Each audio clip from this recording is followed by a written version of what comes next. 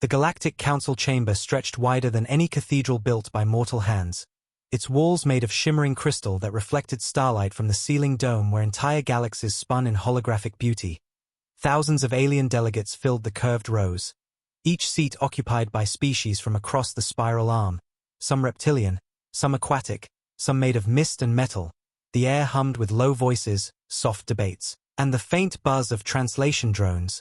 The meeting was routine, the agenda predictable, trade disputes, planetary mining rights, population logistics, nothing new, nothing dangerous, until the great doors opened without warning. A sound like thunder echoing across the hall, every head turned, and a trembling alien delegate stumbled in, its green skin pale, its silver eyes wide with fear. Emergency broadcast, it gasped. From Outer Colony 412, urgent for council eyes only. The hall fell silent. The murmurs vanished, even the translation drones. Paused, the supreme speaker, a tall being with skin like molten glass, raised one hand, his voice calm and echoing, proceed. The trembling delegate placed a glowing orb on the central pedestal. The hologram burst to life above it. Blue light swirling until a picture formed. What appeared at first was static, then focus sharpened, and gasps filled the room. Cages, rows of metallic cages, lined in a dark facility, and inside them were human children, small, pale, afraid, clutching each other as alien guards walked by laughing. The sight made the chamber freeze. No one moved, no one breathed. Even the air seemed to tremble under the weight of what they were seeing. The humans were children. No older than 10, their faces bruised, their voices weak. One little girl reached through the bars calling, "Please, I want to go home." But her voice was cut by the laughter of an alien officer who shoved the cage door shut with his foot. In the hall, a low growl rose from somewhere deep. One of the older delegates, scaled and ancient, whispered, "No one touches human children," his voice trembling, "Not after what happened last time." The supreme speaker leaned forward, his molten eyes flaring. "Explain this." The trembling delegate swallowed. Outer Colony 412 is under the rule of Governor Halvex of the Dravari Union, the transmission says. He ordered the capture personally. Why? Someone shouted. Why would anyone? But the delegate interrupted, his voice cracking. He claims the colony was attacked by a group of human settlers, that these children were retaliation. The chamber erupted into noise, shouts, screeches, hisses in 100 languages. The translators struggled to keep up. Retaliation? Against humans. Are they insane? You can't provoke Earth like this. The supreme speaker slammed his hand against the table. The sound boomed like a cannon. Order! The lights dimmed for a moment as the orb flickered. The transmission changed again, now showing the Dravari governor himself, tall and gray-skinned, standing proudly before the cages. Behind him banners of the colony fluttered in the heat of torchlight. Humans are weak, he said in a harsh tone, his fanged smile wide. They act like gods of war. But look, these are their young. They cry for mercy. They break easily. They are no different than cattle. He kicked one of the cages and a child whimpered. The governor laughed. Let the galaxy see. Earth bleeds just like any other. In the council chamber, dozens of delegates turned pale. Even species without blood felt cold. One aquatic ambassador whispered, "He's doomed us all." The supreme speaker's voice came out sharp. This broadcast is real. The trembling delegate nodded slowly, verified by 3 independent signals. Then summon the human ambassador, the speaker ordered. Now. An aide ran toward the side chamber. But before they could reach the doors, the hologram changed one last time, zooming close to one of the cages. A small human boy with dirt on his face, clutching something under his arm. A tiny device hidden in cloth. He whispered, barely audible, "Mom, they took us, tell them." His voice broke, the feed cut to static, and the hologram died. The silence that followed was absolute. No one dared speak, not even breathe. The council members looked at one another with growing dread. Every one of them knew the unspoken truth. This wasn't a scandal. It was a declaration of war. The supreme speaker leaned back slowly, his body glowing brighter. "How many children?" he asked. "Unknown," the aide replied. "Reports say, at least 15. 15 human children." The speaker repeated, his voice cold as void. "And not one of you thought to warn Earth before now." The trembling delegate stuttered. "We thought it was contained." "Contained?" The speaker thundered. "You cannot contain a storm. He turned toward the window where the stars spun slowly beyond the glass. They will come, he whispered, and the galaxy will burn. An old alien, ancient enough to remember the War of Silence, rose from his seat, his eyes filled with terror. We must beg forgiveness now, send envoys, send ships, anything, but the chamber doors opened again, and every voice fell to dust. The human ambassador had arrived. She was tall, dressed in a black uniform with silver trim, her hair tied back, her face expressionless, her eyes unreadable. 2 human guards followed behind her, their steps silent, their movements precise. She walked to the center of the chamber without bowing, without speaking, only standing beneath the floating hologram of the cages, which still flickered faintly. The supreme speaker tried to speak. Ambassador. But she raised a hand slightly, cutting him off, her voice calm but sharp as glass. I have seen it. The words carried no emotion, yet every delegate flinched. Earth has received the transmission, she continued. We confirmed its origin, we confirmed the perpetrators, and we confirmed the crime. The supreme speaker lowered his head. You must understand, this was not sanctioned by the council. She interrupted again. I don't care who sanctioned it. Her tone froze the air. You allowed it. You heard about it. And you did nothing. One of the alien delegates tried to protest. We didn't know until you knew enough, she said, her eyes sweeping across the hall. You've studied us for centuries. You've traded with us, allied with us, feared us, and still, you let someone take our children. Her words echoed like thunder. She stepped closer to the central table, placing a small silver device on it. Pressing a button, a faint hum filled the air, and an image appeared. A map of the galaxy, red lights blinking across it, the nearest one pulsing near the Dravari colony. You will return them, she said simply. Immediately, the supreme speaker hesitated. Ambassador, we need time to. She looked at him, and her eyes turned cold as deep space. You don't have time, she said quietly. The lights dimmed again as if the room itself felt her words. Earth requests nothing twice. The speaker whispered to his aides, send word to the Dravari. Tell them to release the humans at once. But before they could move, the council hall shook violently. Lights flickering, gasps rising. What was that? Someone shouted. The chamber's shields hummed, energy readings spiking across the display. An aide ran in breathless. A fleet has entered orbit. Whose fleet? The speaker demanded. The aide hesitated. Unknown. They appeared without warp signature. No identification. They're human. The entire chamber erupted in chaos. The human ambassador didn't move, her expression calm, her eyes fixed on the stars beyond the glass. You took our children, she whispered. And now you will understand what that means. The speaker looked at her in shock. You can't, we already have. She said softly, and the screen above her lit up with a single phrase broadcast across every channel of the galaxy. Return our children. No one spoke, no one moved. For the first time in the council's long history, fear fell not upon the weak but upon the mighty. The silence that followed was the silence before a storm. A silence that would be remembered for generations as the moment the galaxy realized what it had done. The moment it understood what those 4 words truly meant. And far beyond the council chamber, where the Dravari colony orbited, a dying sun, a shadow passed across the stars, vast and silent, unseen by any telescope but felt by every beating heart. The storm had begun. The galaxy did not sleep that night. Across 10,000 worlds the same transmission echoed through the void. On every monitor, every communicator, and every council screen a single message pulsed in white letters against the blackness of space. Return our children. Immediately. No introduction, no emblem, no signature, just the words, direct and final. The kind that didn't come from politicians or diplomats. They came from soldiers, from those who didn't threaten. They promised. In the Galactic Council chamber, panic had turned to chaos. Delegates shouted over one another. Some demanded to contact Earth. Others insisted on hiding. A few even proposed surrendering the Dravari governor to save themselves.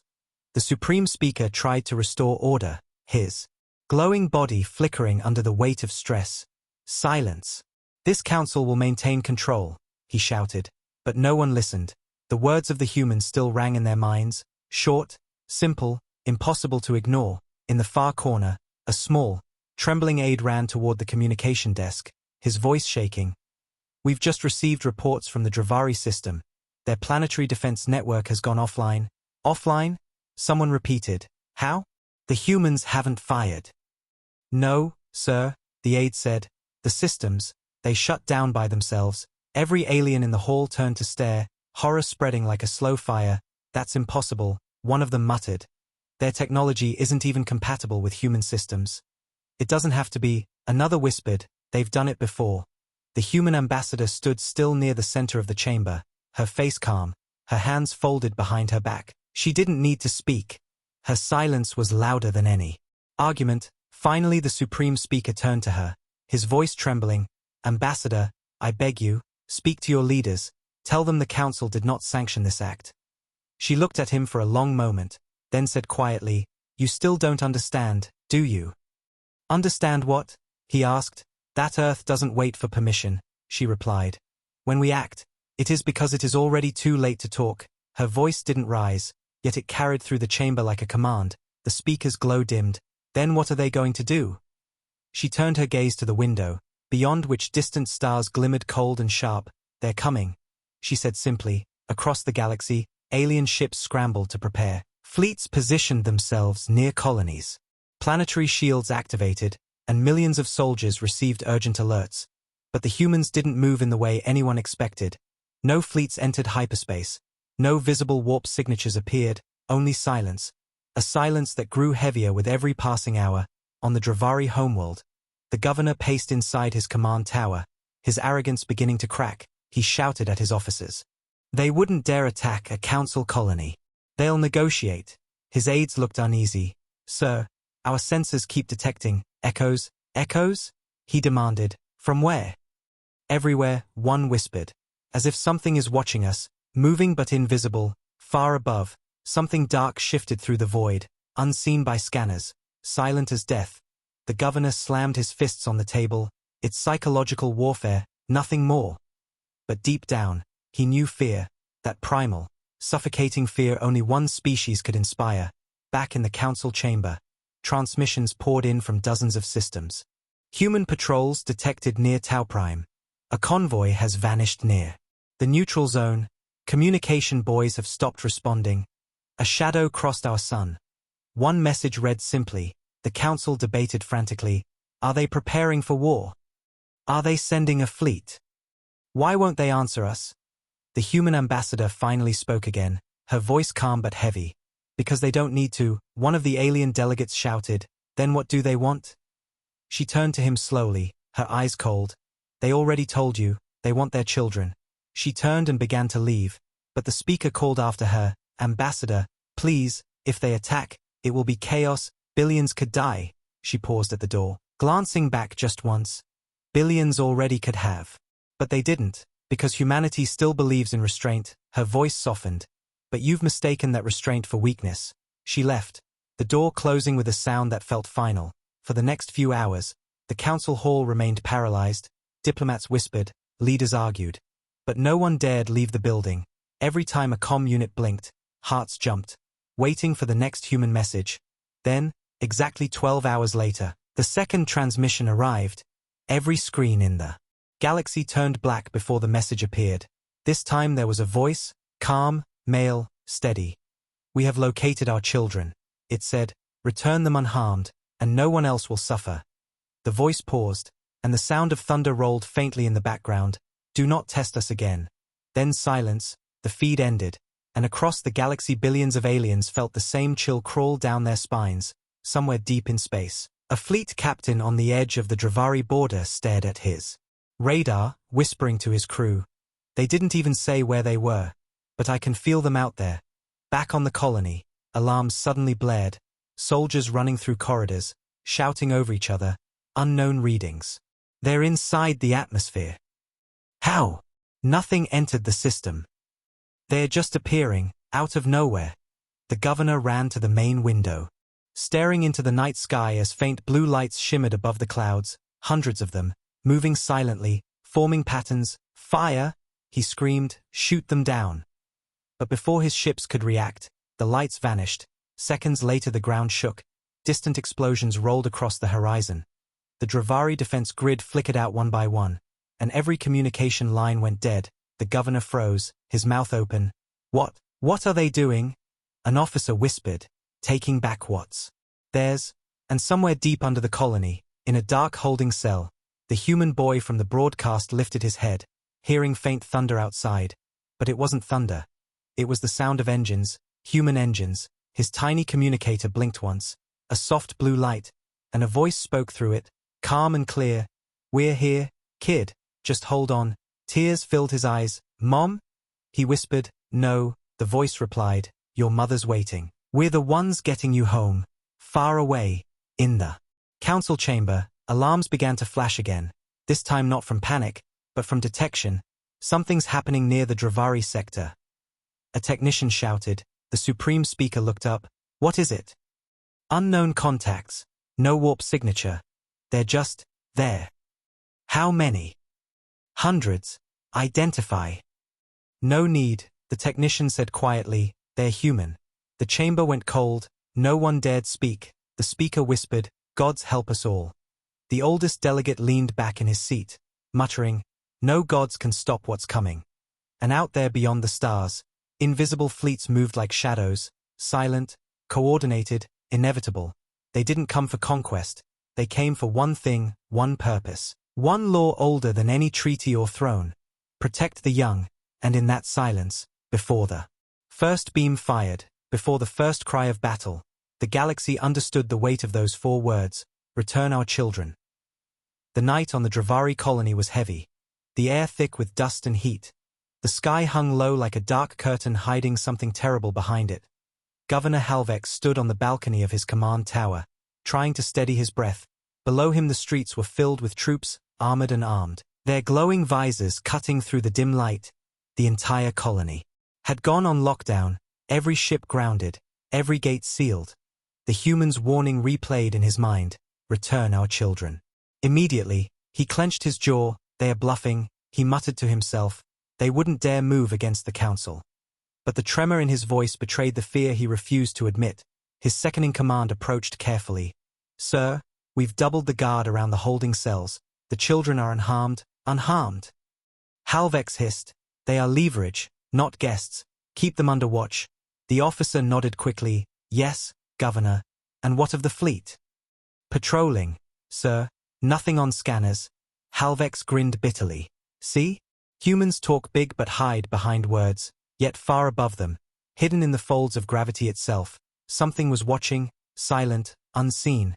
Beyond the colony's orbital sensors, shapes moved in the dark, vast and slow, cloaked in quantum shadows, a whisper in the void. Not ships but ghosts of war. Human vessels so advanced they bent light and silence itself. The lead ship, Horizon's Edge, drifted with engines cold. Its commander, Admiral Kale, stood on the deck with arms folded, his voice low. "Status." "Targets locked, Admiral," his officer replied. "No detection, all systems green." Kale nodded once. "Retrieve the children, minimal noise, no casualties outside the command circle." "Understood," the officer said. "They'll never know we were here."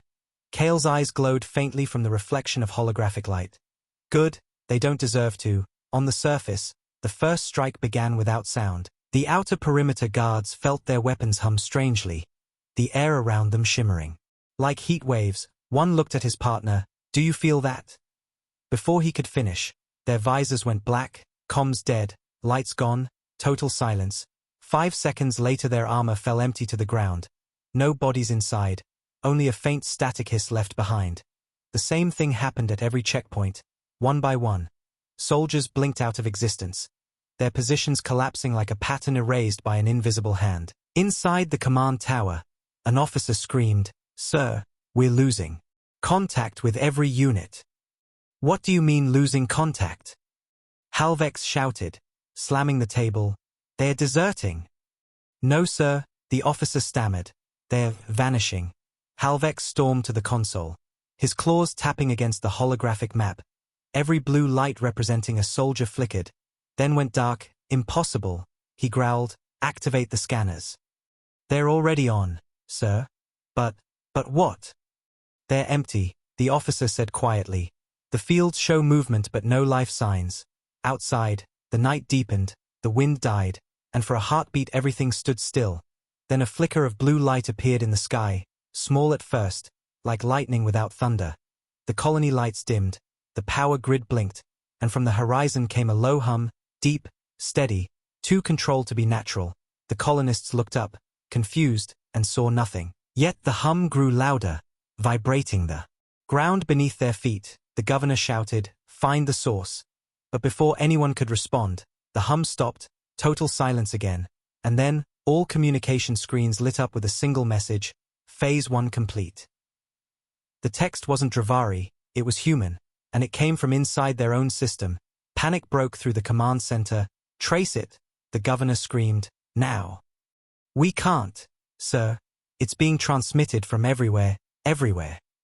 Every network, every comm tower, every data core, then shut them all down." "Already did, sir. The message still appears." Halvex backed away, his scales gleaming with sweat. "This can't be happening," he muttered. But deep down he knew it was only beginning. Far beneath the colony, in the underground detention block, a faint clicking sound echoed. The guards turned toward the cages. The children were awake, wide-eyed. One of them whispered, "Did you hear that?" "It's them," said another softly.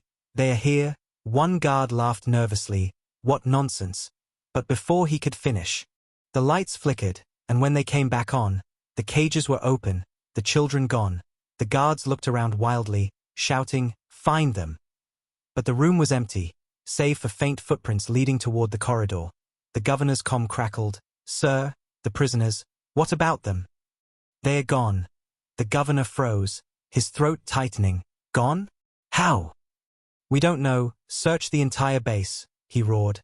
But outside, the security drones showed nothing, only static. Then a shadow passed over the moon, too fast to be tracked, too big to be real. Every screen glitched, showing fragments of something massive in orbit. A black hull with glowing blue veins, shaped like a spear pointed downward. The ship moved once, and every weapon on the colony powered off. "Sir, systems are shutting down on their own." "Override." "Not working." "Then fight manually." "The controls are dead." "Fire something," the governor screamed, but no one could. The colony had gone dark, total silence, total control.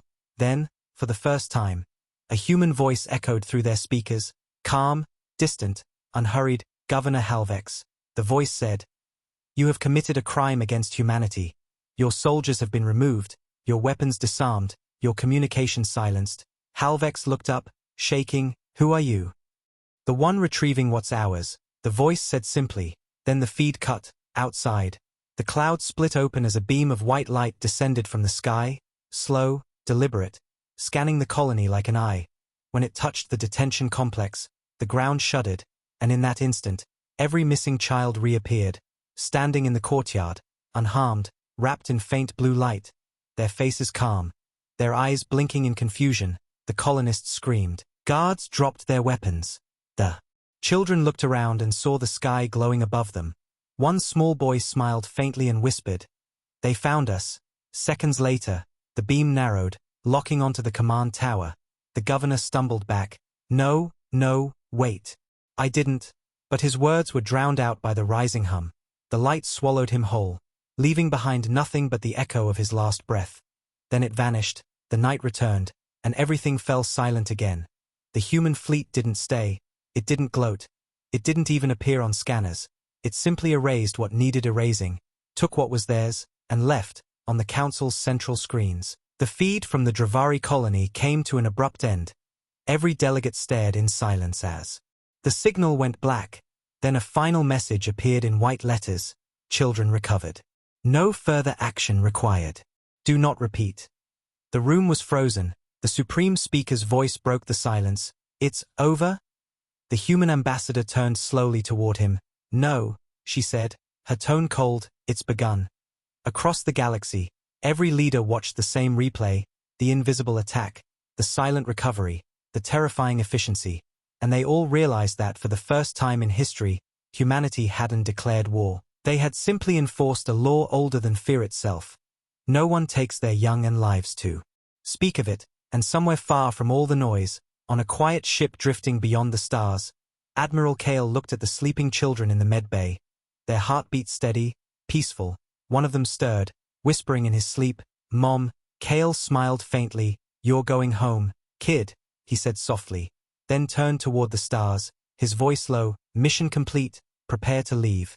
And as the fleet vanished into the void without light, without sound, the galaxy finally understood why the humans had said nothing. They didn't need to. The galaxy had not seen light like that in 1,000 years. 4 days the council worlds remained restless, rumors spreading faster than light, stories of a colony erased, a governor gone, soldiers vanished without a sound. Every system whispered the same phrase like a curse and a prayer. The humans are moving. But no one could prove it. No one had seen them, only shadows, signals, ghosts. The Galactic Council demanded answers. Delegates argued in panic. "It must be lies," one shouted.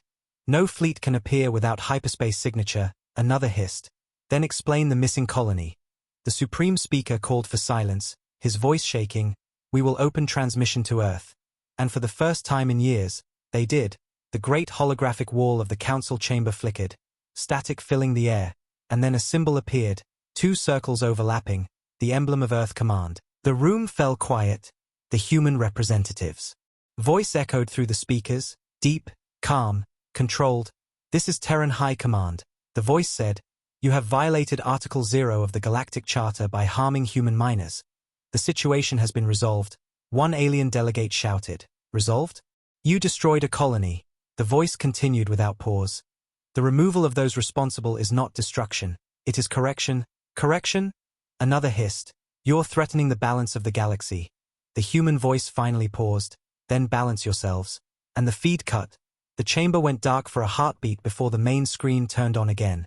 But this time it wasn't a transmission, it was a live feed, a distant view from the orbital telescopes above the Council's homeworld.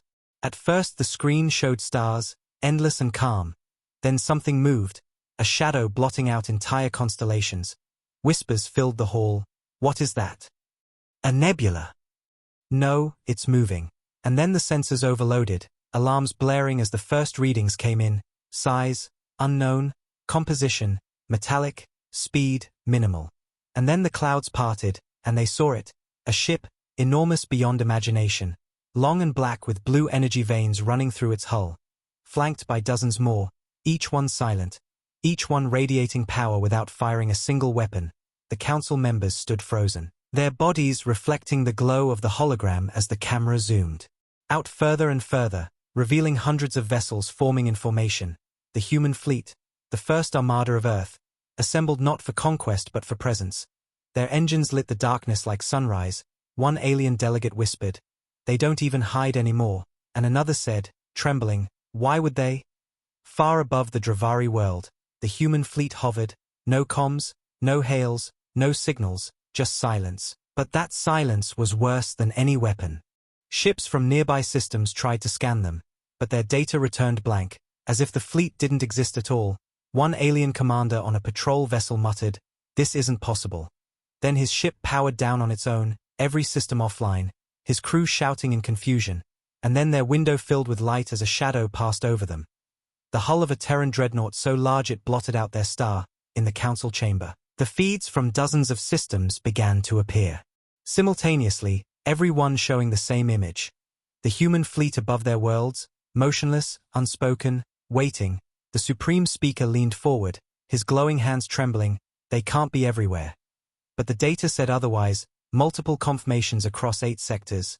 An aide said quietly, "They're in orbit of every capital system." The speaker's molten skin dimmed. "But how? We would have detected their approach." "They didn't approach," another aide whispered. "They arrived."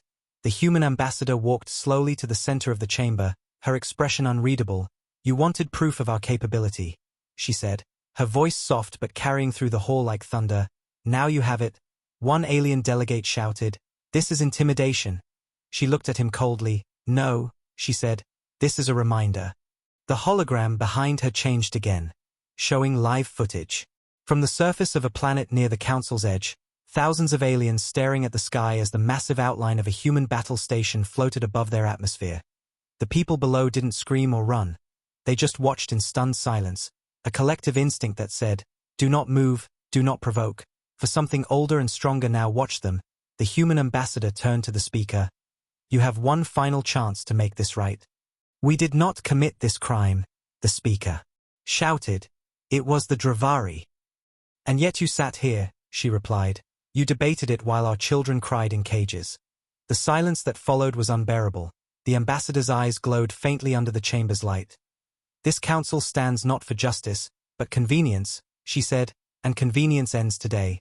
She pressed a button on her wrist console, and the main hologram changed once more, showing the recovered human children aboard medical ships, wrapped in blankets, smiling faintly. They are safe, she said. Because we made them safe, not because of you. The speaker stared, his voice barely a whisper. You've shown the entire galaxy your power. What will you do now? She looked up toward the stars beyond the glass ceiling. We wait, for what? For you to remember what you fear. Outside, the human fleet remained motionless, forming a silent ring around the Council's homeworld, hundreds of ships reflecting the starlight. Their blue cores pulsing like a heartbeat. The entire galaxy watched the broadcast live, every world, every race, every system, children and elders alike. No one spoke, no one breathed. It was the first time in centuries that the galaxy looked at one species and saw not equals, not allies, but the apex predators they truly were. Somewhere deep in the void, on the bridge of Horizon's edge, Admiral Kale stood silently, watching the Council's world rotate below. His second officer said, "Orders, sir." Kale's eyes never left the hologram. "Hold position," he said quietly. "They need to see us. For how long?" "Until they stop pretending they can forget." He turned to the stars, his reflection shining faintly on the glass. The message is sent. And in the distance, Earth itself watched from afar. No parades, no announcements, only quiet understanding that their warning had reached every corner of the galaxy. The same 4 words now etched into history like fire: return our children. Immediately, and as the human fleet stood guard in the silent dark, no one dared test if those words could be ignored again. The council chamber that had once been the symbol of peace now felt like a cage of fear. Every delegate shouted at once, voices clashing like storms, translation drones sparked trying to keep up. The air was hot, heavy, filled with panic. The great hall that once echoed with calm diplomacy now shook with desperation. "They can't do this," one delegate screamed, his scaled hands slamming the desk. "They've surrounded every major world," another shouted. "Their fleet is too large. How did they build this many ships without our senses seeing?" "They've hidden for decades," a third cried. "They've been preparing for this." The Supreme Speaker raised his voice. Silence. But no one listened. The fear was too strong, words spilled like fire. "If they attack, we're finished. We must demand withdrawal. No, we must surrender before it's too late." The chaos rose until the chamber lights flickered again, and suddenly, all the noise stopped, every sound cut off by a single, sharp tone echoing through the speakers. One long note that silenced the galaxy's most powerful species in an instant. The Supreme Speaker looked up slowly. "What is that?" He whispered. The human ambassador stood still in the center, her head lowered slightly, her hand on a small device. "That," she said softly, "is what silence sounds like when we take it from you." The tone ended, replaced by static, then by a faint recording, the sound of crying children, real, raw, echoing through the grand chamber. The same cries from the Dravari broadcast. Gasps filled the room. Some delegates turned away, unable to watch. The hologram above showed the cages again. The fear on those small faces. Then it switched to the moment the human fleet's beam descended. The light swallowing the colony whole. The cries faded, replaced by silence, then the voice of a human child whispering, "They came for us." And the hologram froze. The ambassador lifted her eyes, and her voice, calm and cold, cut through the air. "That is the last time a human child will ever cry in your galaxy." No one moved, no one spoke. The Supreme Speaker tried to form words. "Ambassador, you've made your point?" She stepped forward, her boots echoing across the crystal floor. "No," she said quietly, "you haven't understood it yet." She placed something small and metallic on the council table. It rolled across the surface and stopped in front of the speaker. It was a tracking chip, blood still on it. That was found in a Dravari cage. She said, next to a child's hand. The speaker's body glowed brighter with panic. "You can't," she interrupted. "Don't tell me what I can't do." Her tone sharpened, her words cutting like blades. "You made laws that mean nothing. You sign treaties you break whenever it suits you. And you thought humans would keep smiling while you played games with our lives. The council fell dead silent. She continued, "You forget where we come from, what we've survived. Earth was born in chaos. We were raised in fire, and we learned one truth long before we learned peace. Hurt our children, and you will know what war truly means." Her voice deepened with each word, cold, controlled, terrifying in its calm. One delegate shouted from the back, "You threaten the council with annihilation." "No," she said, turning her eyes to him, "I promise it." The chamber shook slightly, not from her voice but from the massive ships above, orbiting the council's homeworld, each one pulsing faint blue as if waiting for her command. The speaker shouted, "You will bring doom on every world if you do this." "I won't," she replied softly. "You will, if you refuse to listen." The words hung heavy, no one could breathe. She looked around at the faces of 100 species, each one powerful, proud, and afraid. "You built your council on fear," she said.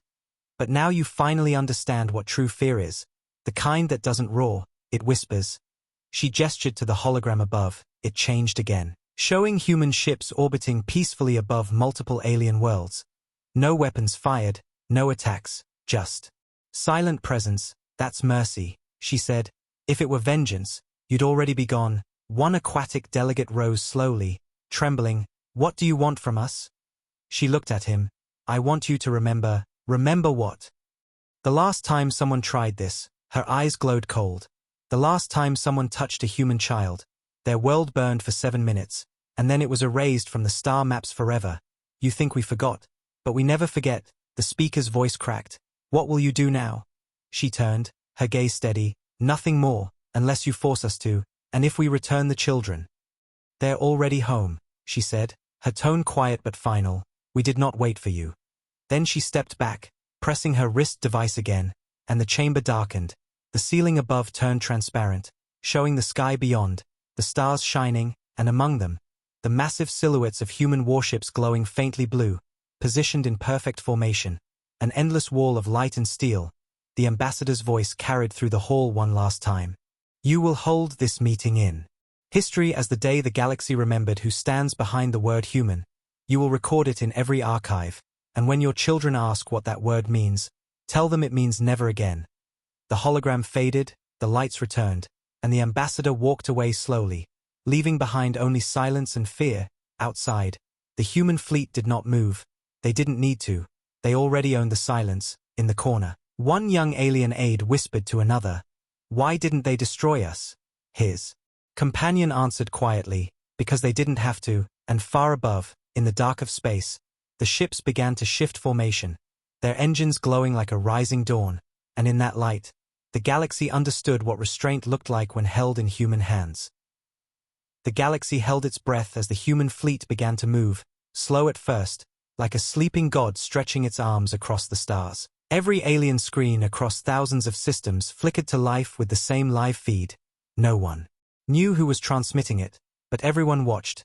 The camera showed the Dravari homeworld, the birthplace of the governor who ordered the capture, orbiting quietly under a blue sun, cities gleaming, ships flying in their skies, people unaware of what was coming. In the council chamber, the supreme speaker stared at the image with hollow eyes. "They wouldn't," he whispered, "they can't." The human ambassador stood beside him, her expression cold, her tone calm. "They can," she said. "And they will." Above the Dravari world, the shadow of the human fleet appeared, massive and silent, their formation tightening until the sky went dark.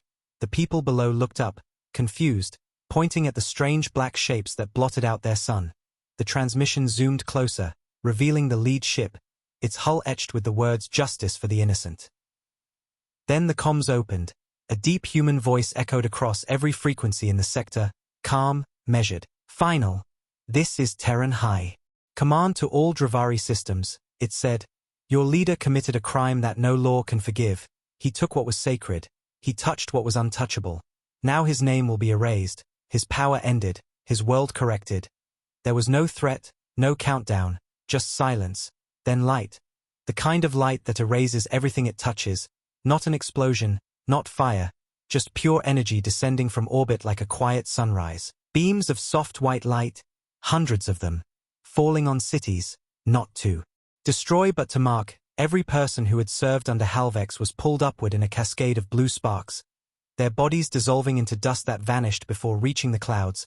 The rest were untouched, unharmed, frozen in terror. On the council feed, the speaker shouted, "You're exterminating them." The human ambassador didn't flinch. "No," she said. "We're cleansing your mistake." The feed switched to the ground, where alien soldiers dropped their weapons and fell to their knees. Crying, the human voice spoke again. "To the Dravari citizens who did not raise a hand against the innocent, you will live, rebuild, and remember.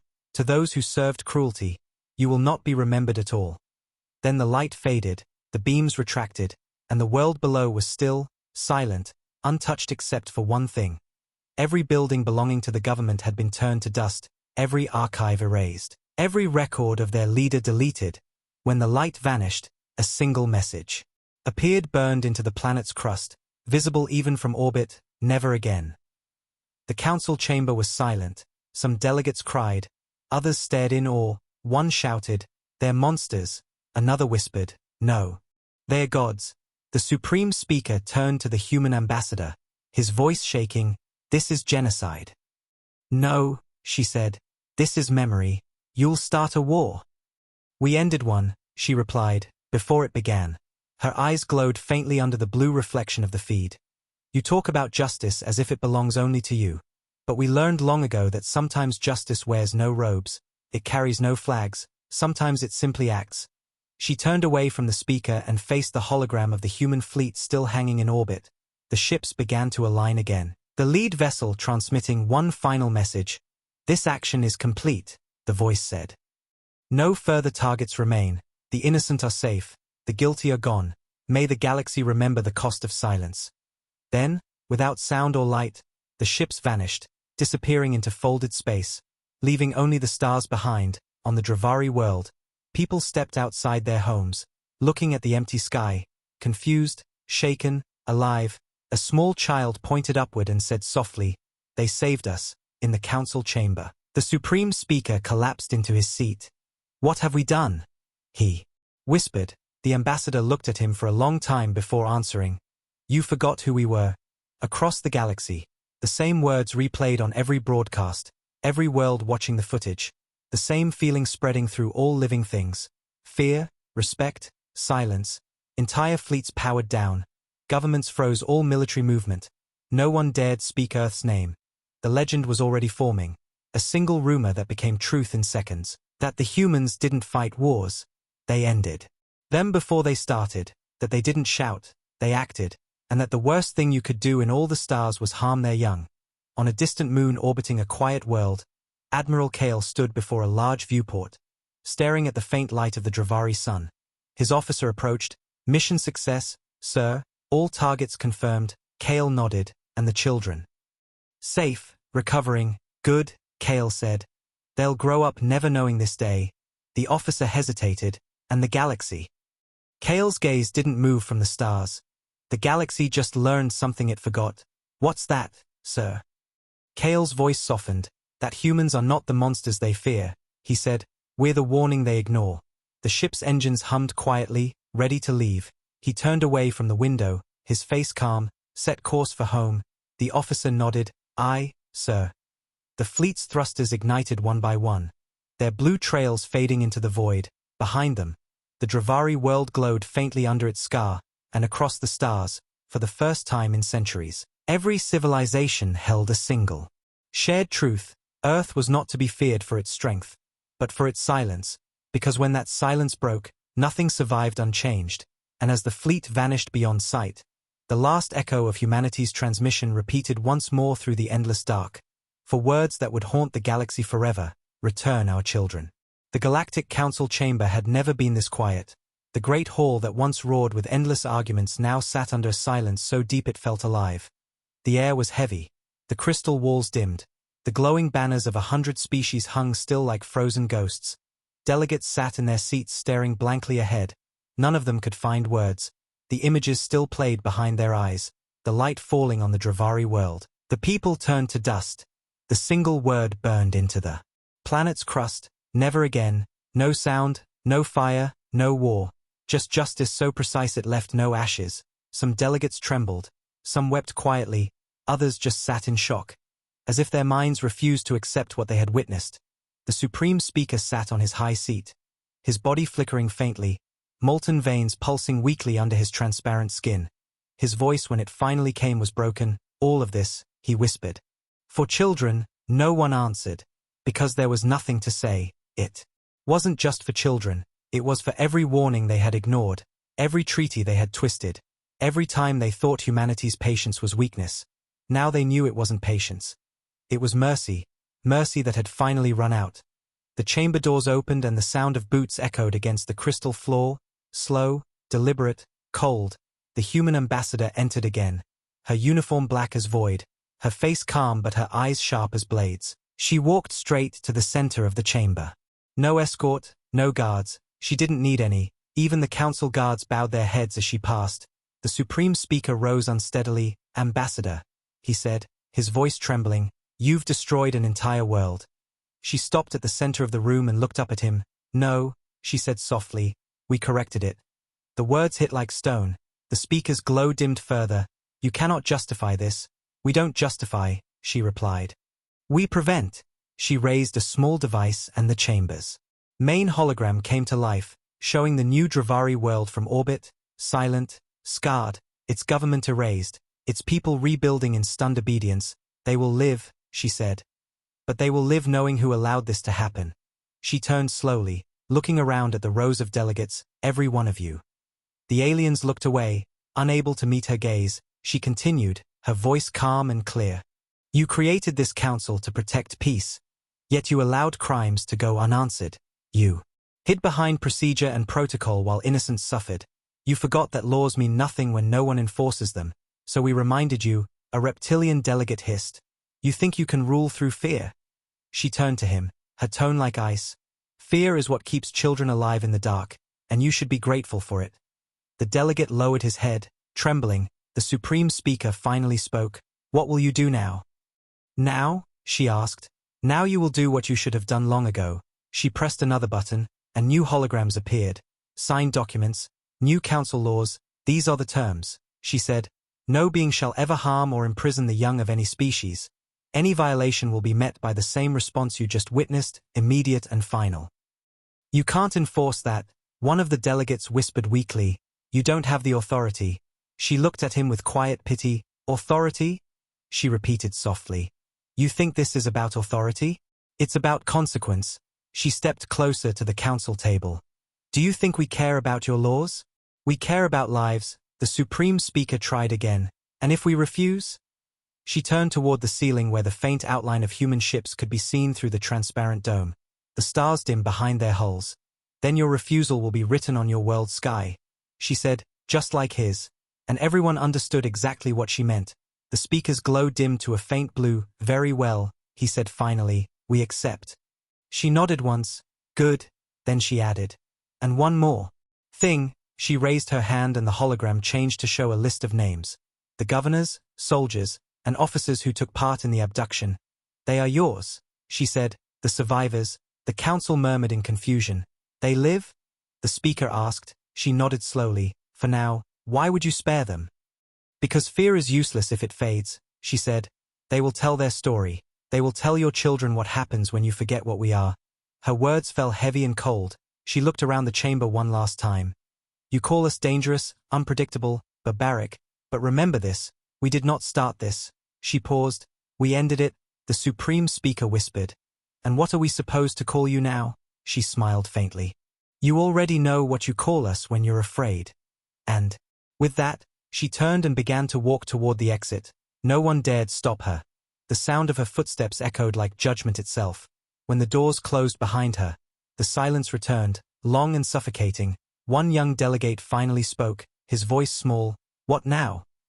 The speaker looked down at his hands glowing weakly. "Now we remember," he said, "and we never forget." Outside, the human fleet still hung above the council's world, motionless, their blue lights glowing like a ring of angels and demons both. Then slowly, one by one, the ships began to turn, their engines flaring, pulling away, disappearing into the dark. No sound, no threat, just departure. But every world that saw it knew the meaning. Humanity had given them a chance, a single chance, and they would not get another. As the last Terran ship vanished into the stars, the Council screens flickered one final time, displaying one message in white text. Law accepted. Observation active. The meaning was clear: Earth was watching, always watching, and for the first time in the history of the galaxy, the Council bowed, not to a conqueror, but to a protector they had forced to reveal its teeth. From that day forward, no one spoke the word human without a tremor in their voice, not from hate, but from understanding that behind that word was something far older than politics or pride, a promise. The galaxy didn't sleep after the broadcast from the Dravari colony. Across thousands of worlds, the same fear spread like a living storm, in command rooms and markets, in the smallest outpost stations and the richest capitals. Every being spoke the same words in disbelief. They took human children. Some laughed nervously, thinking it was rumor. Others trembled because they knew the stories. No one harms the young of Earth. Not after what happened last time. By the third rotation, every galactic network froze. Screens turned black, communications jammed. And then the message appeared, for words in glowing white across the void: return our children. Immediately. The message repeated again and again in every language known, broadcast from unknown coordinates, unstoppable, impossible to trace, a warning that felt more like a heartbeat. The Galactic Council chamber filled with voices, delegates shouting over one another, the Supreme Speaker trying to keep order: contact Earth at once. He commanded, aides ran. But before any signal could be sent, the room darkened. The holographic dome above their heads lit with new light, Earth's seal, appeared, two circles of blue fire turning slowly in the dark, and then a voice spoke, calm, deep, controlled. This is Terran Command, the voice said. We have received confirmation of abductions on your colony. You have 12 standard hours to return our people. The hall fell silent, the speaker's molten body flickering. Command, he began. This was not a sanctioned act. The Dravari governor acted without council approval. The voice interrupted. Approval is irrelevant. Responsibility is collective. You are their council. You are their law. You cannot threaten us, one alien shouted. We are the Galactic Council. We represent thousands of worlds. Then you should understand how numbers mean nothing when the wrong ones die. The human voice replied, calm, empty, final. The feed cut. The chamber exploded into chaos again. 12 hours. They can't mean it. They can't reach Dravari space that fast. You don't know what they can do. The speaker slammed his hand on the table. Enough. Send a fleet to the colony. Secure the prisoners before this gets worse. Ships launched immediately, hundreds of them, all armed, all confident, their commanders mocking the human deadline. We'll show them the council still holds power. The admiral of the fleet said proudly, his scales glinting under the bridge lights. But hours later, their transmissions turned strange, static, bursts of silence, then nothing. At the 11th hour, the entire fleet vanished from radar. No wreckage, no distress call, just gone. The council monitors went blank. Panic rising. Where are our ships? Get a visual. Nothing, sir. They're not on any frequency. Even the satellites can't see them. That's impossible. The Supreme Speaker turned to the human ambassador standing quietly near the entrance, her expression unreadable. What have you done? He demanded. She met his gaze without emotion. We told you what would happen. You can't possibly have reached that far. We don't reach, she said. We arrive. Her voice carried across the hall like a slow wave, heavy and certain. The colony will answer for what it has done. And if they refuse? The speaker asked, her eyes darkened. Then there will be nothing left to refuse. Outside the chamber, across the council city, massive energy readings spiked, orbital telescopes focused on the outer sectors. Something was moving between stars, no warp signature, no engine trails, just shadows blotting out starlight. One scientist whispered, "It's like they're bending gravity itself." The first of the Dravari outposts reported strange interference, lights flickering, instruments freezing. "It's them," an officer said, his voice cracking. "It's the humans." Then his screen went black. On the colony itself, Governor Halvex raged, slamming his fist into the console. "No one tells me what to do," he shouted. "Prepare planetary defenses, raise the shields, bring the prisoners to the command center. We'll use them as leverage." His aide hesitated. "Sir, maybe we should." "Now!"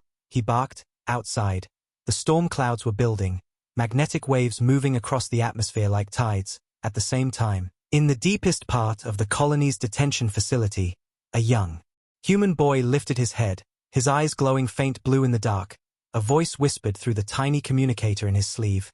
"Hold on, kid, we're close." He smiled weakly. "I knew you'd come." At that exact second, the Dravari defense system detected multiple contacts above orbit. Massive, unmoving, like walls of metal in the sky, unknown vessels. The defense officer screamed. "They just appeared." "Open fire," the governor shouted. But no weapons fired. Every system powered down at once. Screens went dark, engines went silent. Even the lights inside the command tower flickered out. Only a faint sound remained, like a heartbeat pulsing through the ground. The governor froze. "What is that?" His aide whispered. "That's them knocking." In the council chamber, an aide ran in pale with terror. "The Dravari fleet is gone. Their communications have collapsed." "Gone?" the speaker said weakly. "All of them." "Yes, and now the human ships. They're broadcasting something." "What?" "A single sentence, sir. Read it. Your time is over." The speaker sank into his seat, his glow dimming to ash. The human ambassador turned to leave. "Where are you going?" he demanded. "To watch," she said simply, her boots echoing as she walked away. And in that moment every world knew the countdown had ended. Somewhere in the dark above the colony 1,000 Terran ships opened their silent eyes, their hulls glowing blue, forming patterns like constellations made of vengeance. The Dravari. Soldiers looked up as the sky burned, but there was no explosion, no sound, only the sight of their stars fading one by one until nothing was left. And then a whisper carried through every open channel in the galaxy. Calm and cold, "We have our children." And for the first time in living memory, every world in the council fell silent.